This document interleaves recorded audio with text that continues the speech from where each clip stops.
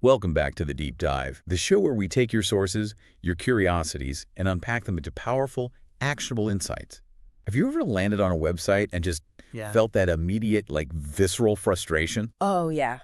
All the time. Maybe it loaded super sluggishly, taking forever to show anything meaningful. Or you clicked a button, maybe add to cart or something, and just nothing. Leaving you wondering if it even worked. Exactly. Or, the worst for me, the content just jumps around right as you're about to read something or click a link. Ugh, yes. The misclick nightmare. It's such a universal online thing, this little digital annoyance. Most of us just sort of sigh and accept.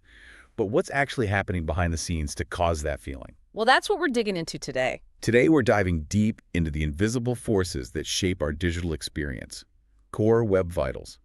Now, these aren't just random technical terms. They're a set of standardized metrics from Google, specifically designed to measure exactly how a real user, like you, perceives the speed, the responsiveness, and the visual stability of a web page. That's the key, isn't it? How the user perceives it. Think of this deep dive as your shortcut. Your way to understand why some websites feel fantastic, just smooth and easy, and others are just plain frustrating. Leaves you feeling ignored, maybe impatient. We're pulling from some great sources like Mastering Core Web Vitals for Website Optimization. And our mission, as always, is to extract the most important nuggets, give you those aha moments, and a really clear, actionable understanding of what truly makes a website perform for you. Yeah, get ready to unpack how these vital metrics really impact your browsing every day, and honestly, how they're shaping the future of the internet. It's actually a pretty big deal. Okay, let's unpack this. We all know that feeling when a website just doesn't work right. It feels broken, doesn't it? But what's actually happening behind the scenes that Google decided is so important to, measure. It's quite insightful, actually, how Google has given us a common lit word for this feeling: core web vitals. These aren't just, arbitrary numbers for developers tinkering away. They're really designed to quantify the user experience in a way that's measurable and actionable. It's about tangible things. Okay. So they measure three key aspects, right? How quickly it loads the main content, how quickly it reacts when you click or tap something, and whether stuff moves around unexpectedly while you're using it. Right, the three big frustrations. Exactly. And this common language, it allows developers and website owners to precisely pinpoint where the friction is for users, where things feel slow or clunky, and then they can work to eliminate it. It's about creating a much more pleasant and, I'd say, respectful online environment for everyone. It's a real shift towards a more user-centric web, all driven by measurable data. Okay, so when we talk about that immediate feeling of a site loading, or maybe not loading, we're really talking about the first of these core web vitals. Yeah. Largest contentful paint, or LCP. What exactly does that measure? Right, LCP. Largest contentful paint. It specifically measures the loading performance of a web page. So it reports the time it takes for the largest content element visible on your screen, the main thing you see initially, to fully render. Okay, the biggest thing. Yeah, the biggest visible thing. And that measurement starts from the very moment you click the link or type the address when you initiate the page load. Think of it as the moment the most meaningful, the dominant part of the page becomes usable for you. Our sources really emphasize that a good LCP score is 2.5 seconds or less. 2.5 seconds. That feels pretty quick. It is. And that threshold is crucial for creating a positive perceived loading speed. It's not about every single tiny element loading, like, the footer icon or something. It's about the primary visual content, the stuff that actually matters to you, the content that gives you immediate value appearing quickly. Yeah, that makes total sense. If you hit a news site, you want that big headline or the main photo right away, right? Not just a blank screen or spinning wheels. It's that immediate, okay, here's what I came for. Precisely. The analogy I like is ordering food at a restaurant. LCP isn't how fast the bread basket arrives, or even the drinks. It's how quickly your main course is placed in front of you. That's when you feel like, okay, the meal has started, you can dig in. Right. And that 2.5-second mark, it isn't arbitrary. Research shows users start to feel frustrated. They even consider leaving a site after just a few seconds of waiting. So this is Google identifying that kind of digital make-or-break moment for user patience. Yeah. Our sources give clear examples. On a news website, the LCP element might be that prominent featured image with an article, or maybe the main headline text itself. On an e-commerce site, it's often the largest product image on a product page. If that big, high-resolution image takes, say, 5 or 6 seconds to load, your LCP will be poor. And that leads to user frustration and, critically, abandonment. People just won't wait. No, they really won't. Okay, so once the content is there, What about when you try to do something? This is where my frustration often kicks in if the site just doesn't react. We've all been there. You click a button and crickets, or you type into a form and there's that lag. That's what first input delay, FID, and I guess his successor, interaction to next paint, INP, are about. Yes, it's fascinating how these metrics try to capture responsiveness, that feeling of a site being, snappy and alive. Yeah. FID, first input delay, quantifies the time from when you first interact with a page. Like a click or a tap? Exactly, clicking a link, tapping a button, using some kind of custom control, Yeah. to the time when the browser is actually able to start processing that interaction. A good FID score is 100 milliseconds or less, super fast. Wow, okay. Our sources highlight that FID measures this initial interactivity, that very first impression of responsiveness. It's that critical moment when you try to engage, and the site basically acknowledges you quickly. But the sources also mention INP, interaction to next paint, calling it more comprehensive. So why the shift, or I guess expansion, from FID to INP?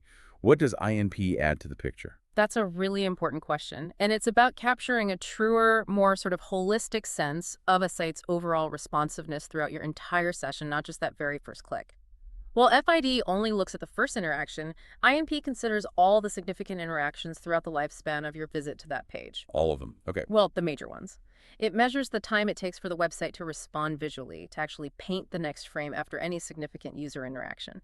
And a good INP score, according to our sources, is 200 milliseconds or less. Still pretty fast, but a bit more leeway than FID. Yeah, because it's measuring more of the process. It assesses the full interaction life cycle, the event processing, any JavaScript that needs to run, and then the visual updates that follow. So if you interact multiple times on a page, maybe you scroll, click a few buttons, type into different fields, INP gives a much better, more consistent picture of the responsiveness you actually experience throughout that entire journey. It really reflects the site's ongoing snappiness or lack thereof. That makes perfect sense. Yeah. It's not just about the first impression, but about the site staying quick and responsive as you keep using it. A smooth flow, not just a fast start. Exactly right. Think about filling out a complex form. If there's a noticeable delay after each letter you type, or you click add to cart and nothing seems to happen for a couple of seconds, or you try to open a menu and it stutters, that's poor INP or FID for the first interaction. It makes you feel like the site is broken, sluggish, or just isn't paying attention. Yeah, it really undermines your confidence in the site. Absolutely. Our sources give a clear example. You click add to cart on an e-commerce site. But if the browser is busy running some big JavaScript file in the background, there might be a noticeable delay before the button visually changes or the item appears in your cart. That delay, that's FIMP, in action. Similarly, on a news site, maybe try and use the search bar. If there's a frustrating delay before you can type or before results appear, especially if you're trying to find breaking news fast, that's poor responsiveness. It's all about making you feel in control, not waiting on a laggy interface that makes you wonder if your click even registered. Okay, and finally, the last core web vital tackles something that personally I find maybe the most annoying. When the page keeps jumping around, you're reading and boom, the text shifts. You go to click and bam, the button moves. This is cumulative layout shift, or CLS. Ah, yes, CLS. It quantifies the amount of unexpected layout shifts of visible content on a page.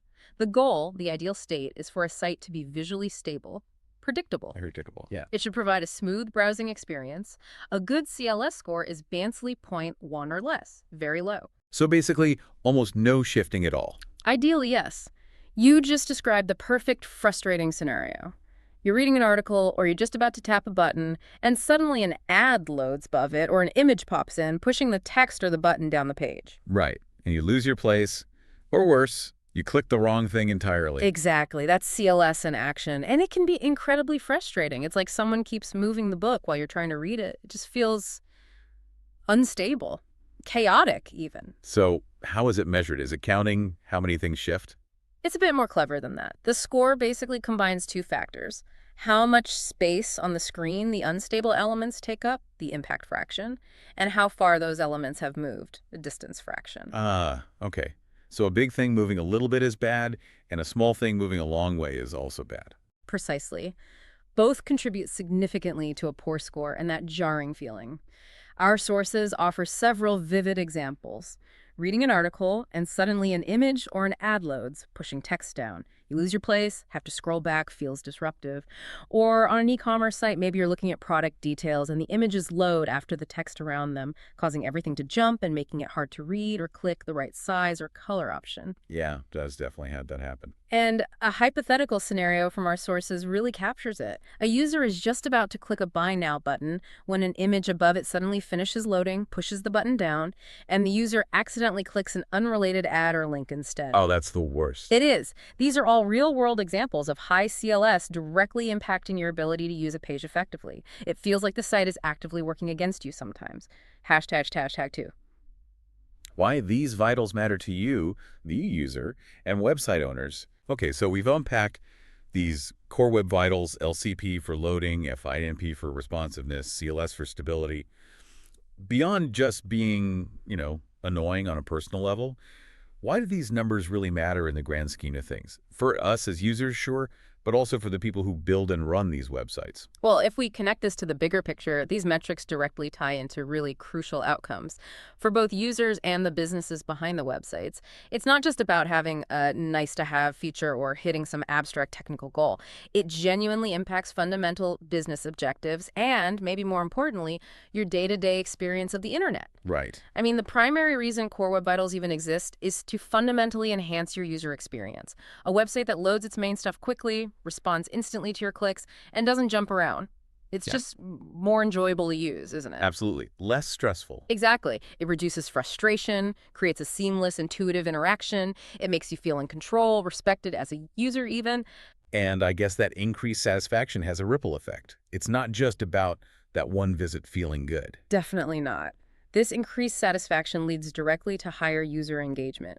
Users are just more likely to spend more time on the site, view more pages, maybe explore different sections, and critically, they develop a positive perception of the brand or the content provider. Think of it like building trust. A site that performs well, feels reliable, professional. Yeah, you feel like they care about your experience. Precisely. Our sources illustrate this perfectly with a concrete example. They talk about a news website optimizing its LCP. They compressed images, used caching effectively. As a result, articles loaded much faster. What happened? Users were less frustrated waiting for content. They were more likely to read multiple articles, share things on social media, and importantly, come back to the website in the future. So a direct link between the tech stuff and actual user behavior. Repeat visits, more engagement. Exactly. It translates technical optimization into real human behavior on the site. And for anyone running a website, or even thinking about it, these numbers hit the bottom line directly, don't they? We're talking about things like bounce rate and conversion rate. These sound like serious business terms. They are absolutely critical business metrics, and poor Core Web Vitals can really hammer them. Bounce rate, that's the percentage of visitors who leave a website after looking at only one page. They just hit it and leave. Right.